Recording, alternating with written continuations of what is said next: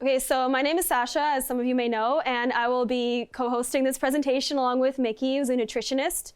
I'm a registered nurse, and I really have a passion and an interest in nutrition. I primarily work on a cardiac unit, though I do work on medicine sometimes. And a lot of cardiac involves lifestyle education, and a lot of patients are very well informed about nutrition and diet as well. And they have a lot of questions about maybe alternative diets, not really quite following the Canadian Food Guide, and looking at exploring other ways of managing their heart disease and their diabetes. So just as a preface for nutrition, as with other topics, there's so much research out there. There is so much controversy, and because we have such a wealth of knowledge here, I'm sure that there are some things you know about that weren't mentioned or some things you disagree with. So just feel free to step in anytime you like. I want this to be more of an open conversation, but I will go over some macronutrients and then some common or popular diets at the moment. So the outline is I'll go over eating for your body type, macronutrients and how they relate to feeling satisfied and full. And then I'll go over ketogenic diets, vegan diets, intermittent fasting, and then eating for busy professionals. So, of course, how you eat or the percentage of each macronutrient is very different for all people. It's very individual based.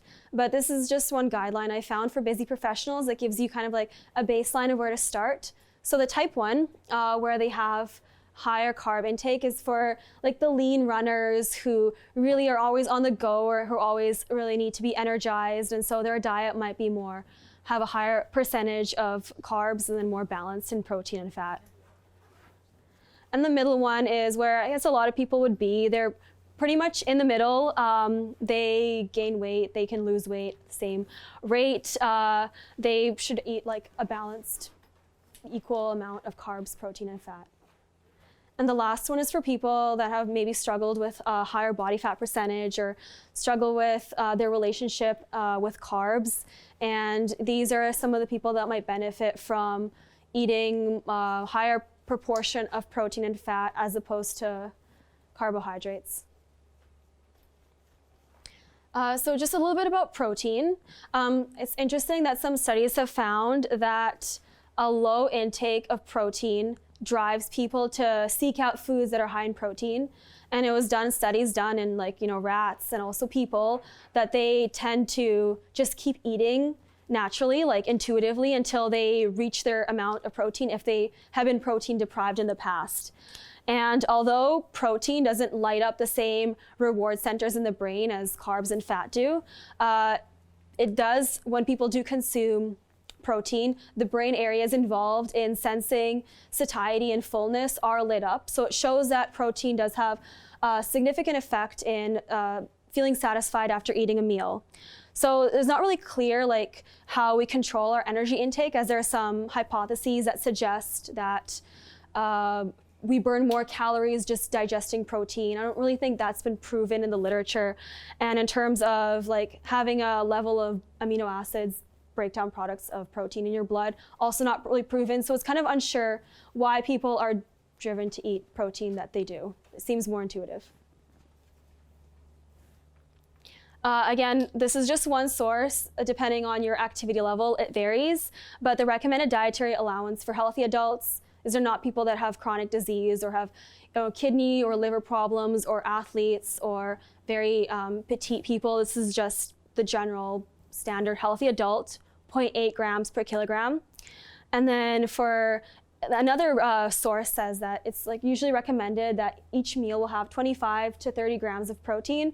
And a healthy diet includes about 2 of those meals per day. So the breakfast we had here doesn't count. So you still have one more meal left. Yeah, that's okay. Yeah, almost. So in terms of protein, whether you eat animal-based proteins or plant-based proteins, there's a lot of controversy and debate. I think it's generally agreed upon that while animal-based proteins are more bioavailable and have a more complete complex of amino acids, plant-based proteins are much better for chronic disease prevention. They are less pro-inflammatory and they are less carcinogenic. So plant-based proteins help reduce your risk of cardiovascular disease, stroke, and such. However, diversity is essential as you do not get all 9 essential amino acids from plant-based proteins, and those essential amino acids are ones that your body cannot create itself. Some examples of plant-based proteins. Some ones to highlight, as I always have trouble saying this one, seitan. This one is like a wheat protein, so it's not applicable or not appropriate for people with celiac or gluten insufficiencies, but it is like relatively one of the higher protein sources that you can take of plant-based. And then for those that follow a vegetarian or vegan diet, nutritional yeast has like a cheesy-like taste. It's very high in B12, which is something that people that follow those diets tend to need to supplement. So fat. It's interesting, like with fat, that it's kind of needed to satiate us, but there were some studies done where people were given just a large variety of different foods that were high in fat, and they just kept eating them, so it's almost like they weren't satisfied, like when they had just such a variety of high fat in them. So it's almost like it entices us to keep eating. The more high fat foods we have in front of us, the more tempted we are to just keep eating and neglecting our own hunger signals. For people that are obese individuals, so leptin is a hormone that's released by their fat cells, and generally when we have more fat stores, then we have more leptin, and that signals our body that like we've stored enough fat, we don't need to keep eating so much anymore, we're not starving. But for people that have continuously high leptin levels, such as those that are obese or those that struggle with overeating, their cells become desensitized to leptin, so it's like they almost don't really recognize those signals anymore. So it's kind of believed like maybe why obesity occurs, or one of the trains of thought is that these people just don't have that signal from their fat cells anymore. So for fat, the amount of fat that you should eat, again, up for debate. The World Health Organization used to recommend 20 to 35 calories from fat, but then now the new guidelines are really divided, and it seems like there is no upper limit for fat. In fact, the Canadian Heart and Stroke Foundation actually does not even have a limitation on saturated fat. It used to be that saturated fats were evil, and now it's kind of like maybe not. So there's a lot of different, as research comes out, we always change our ways of thinking. There is no safe level of trans fat though, so that's in like processed foods, and those should be kept at an absolute minimum as they are very pro-inflammatory and damage your blood vessels, leading to diseases such as heart disease and Alzheimer's. For healthy fats, including poly and monounsaturated fats, are PUFAs and MUFAs. So the MUFAs are those that are high concentration in like the Mediterranean diet. That's one of the better diets you can follow. It's very high in nuts, olive oils, seeds, avocados, healthy fats. They focus a lot on vegetables and like salmon, things like that.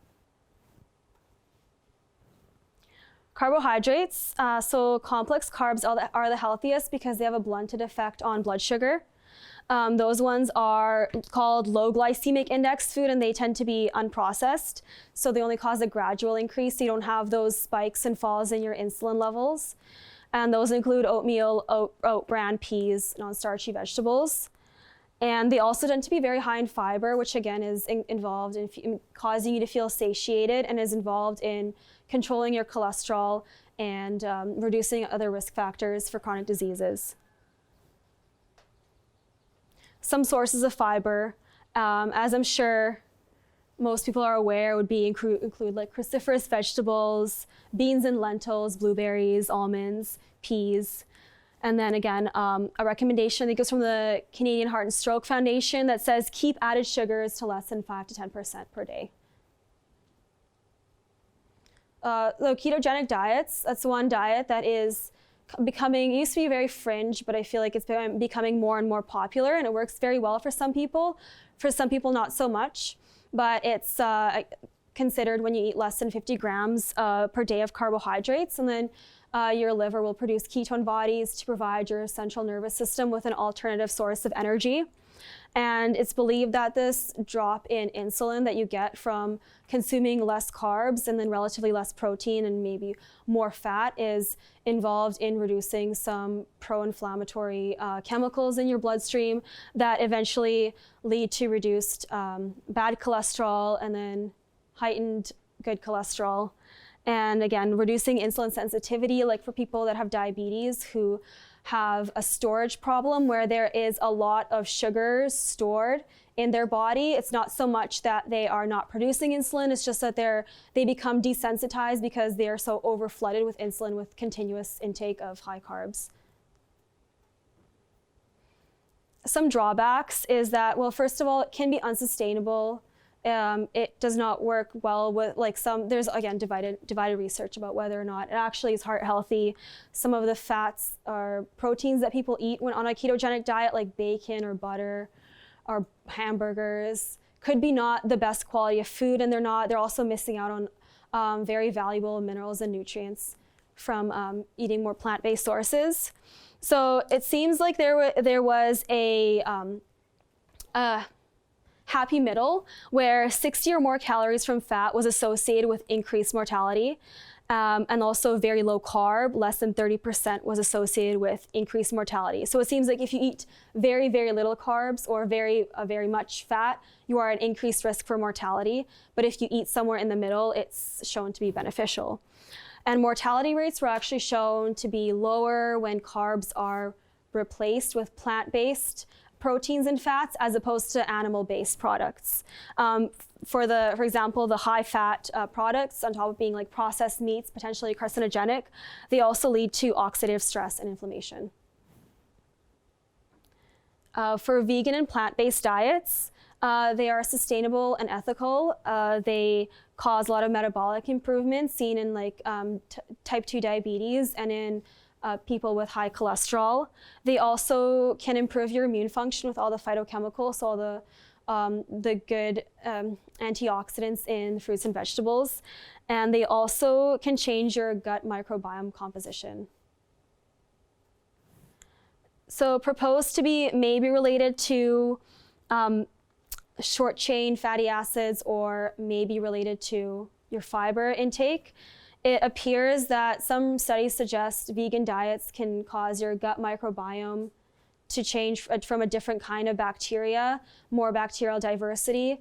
And there are some studies that suggest that this particular class of bacteria can help reduce inflammation, can help reduce your risk factors for diseases associated with that, can also improve your mental health, like from anxiety and depression, because your gut and your brain are very closely related. And then intermittent fasting is another diet that used to be very controversial, but is now taking off and becoming more and more popular. There was a good article published in the New England Journal of Medicine, and this is where this table is from. And it kind of talks about how different healthcare practitioners can approach the topic with their patients and their clients who are interested but do not want to jump feet first into this diet. And it suggests going out really slow, such as eating very low calorie just once a week and then building up month to month. And this diet works very well for some people. It improves some cognitive functioning, and it can improve, people can have really crazy stories about how well fasting has worked for them, like improving the efficacy of chemotherapy and whatnot. However, the more you go away from intuitive eating, the more difficult it can be to go back to it. So if you deprive your body of something for a long time, it can cause disordered eating patterns, and it can change your relationship with food in a way that is very detrimental to your mental and physical health. So for someone that goes into fasting and they're not used to it, and they go in with the intention of changing their health and improving all these health biometabolic markers, they can end up becoming really fixated and obsessed on how they look and how much weight they're losing and how in control and powerful they feel And that's really where the danger lies, along with refeeding syndrome, where someone is fasting for maybe more than 5 days, saying they're not supplementing. Depending on how many stores you have, what's your body fat percentage like, if you go too quickly into eating, that rise in insulin can cause deadly electrolyte imbalances. And that's why it's always recommended that you talk to a healthcare practitioner before embarking on a prolonged fast. And then another thing about the side effects, some people find them intolerable. It's usually related to low blood pressure and lack of salt. When your insulin levels go down, you're not retaining salt and water anymore. And it's usually unlikely you have low blood sugar. For people with a healthy pancreas, it's uncommon that would happen. And then finally, convenience eating is that for busy professionals, we tend to eat foods that are really tasty and really quick to access and really quick to purchase and buy.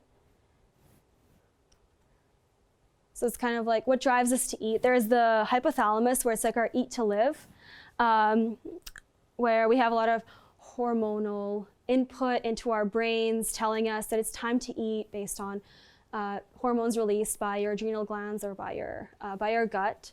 And then there's the mesolimbic, the reward pathway, where it's like live to eat. I'm guilty of this one because I feel like sometimes you have a food and then it tastes so good, you have brain tingles, and you just want to keep eating it because it's so delicious.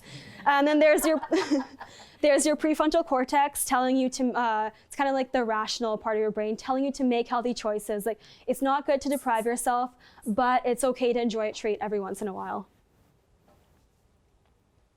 The busy professionals, as many of us may fall into this demographic, some things that predispose us to weight gain is high levels of cortisol from just fast-paced lifestyle, high levels of stress, and poor sleep. Eventually, eating cortisol combined with a high-carb fat, eating processed foods, eating low-quality foods can lead to insulin resistance and metabolic disease. And then as well with restrictive dieting, where you bounce back the other way and you just want to you ate a lot on the weekend and then maybe you want to lose those 5 to 10 pounds you gained over a binge, and you try to lose weight, but then the more weight you lose, it's kind of like, again, going against intuitive eating, going against your own body's cues. And so BMI is not the most important indicator of health. Your natural set point, where your body wants to be, can be higher than your BMI, and trying to force yourself to fall into this range of this small range of parameters can be very detrimental to your mental health and your relationship with food. Busy professional lifestyle, some tips. And actually, a lot of these involve going slowly with your food and eating more mindfully, which seems counterintuitive when you are always busy and on the go. But it does improve how we view food and how we consume food in a busy, fast-paced world. It involves turning off electronics while eating.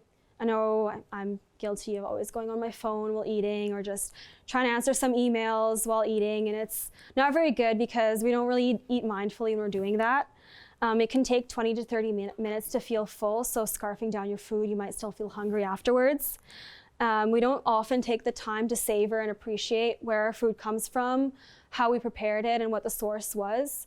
And again, that causes us to not really be aligned with our own cues and the nature that provides us with our food sources. Eating with family and colleagues and friends can help augment those social aspects that make food rewarding. Volume eating is just a picture to show how to feel more full and less calories. The next slide, I think they're under 1,300 calories, but it's the website is on the bottom. And then this person just likes to create their food in very beautiful and aesthetically pleasing arrays. And then I think it adds to that feeling of fullness when your food is also visually appealing and it looks very nice and fun to eat. And the last question I have for you is what are some of your challenges or struggles when it comes to convenience eating in your busy lifestyle? Thank you for listening to my presentation, and these slides, along with Mikkie, who will be coming up next, will be posted to our Facebook group so that you can review it on your own time.